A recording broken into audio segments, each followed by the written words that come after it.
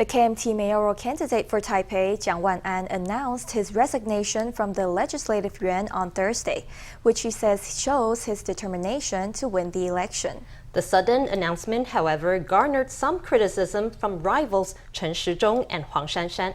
Let's hear what they had to say. I want to show that I'm not turning back and I'm determined to win. Therefore, I announce that I am formally resigning from my position in the Legislative Yuan.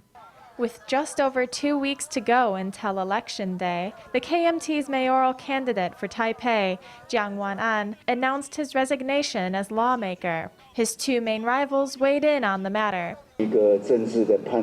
This is a political judgment of his, but I have always thought that his function in the Legislative Yuan was not very important. So whether he resigns or not does not really matter to me. His resignation is a bit late. First, I resigned when I announced my candidacy in August, but he announced his candidacy in May and only now resigned. I think he's putting on a higher level of showmanship.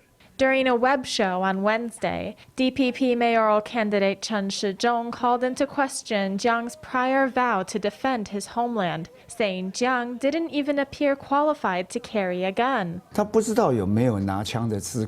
I don't know if he's qualified to carry a gun. If you want to defend your homeland with a gun, you need qualifications. You need to have served in the military, have training. I don't know whether he was a reservist or anything, or what he'd do if there's a war. The DPP stance of fighting against China to protect Taiwan is just lip service. We saw it on the drone show that President Tsai watched the National Day. There were 400 Chinese drones flying overhead. Only now do we find out that actually that could have been a national security risk and that there was a major oversight. You say you are fighting against China to protect Taiwan. How are you going to protect Taiwan? Jiang criticized the DPP stance, but did not comment on the issue of his military training or lack thereof.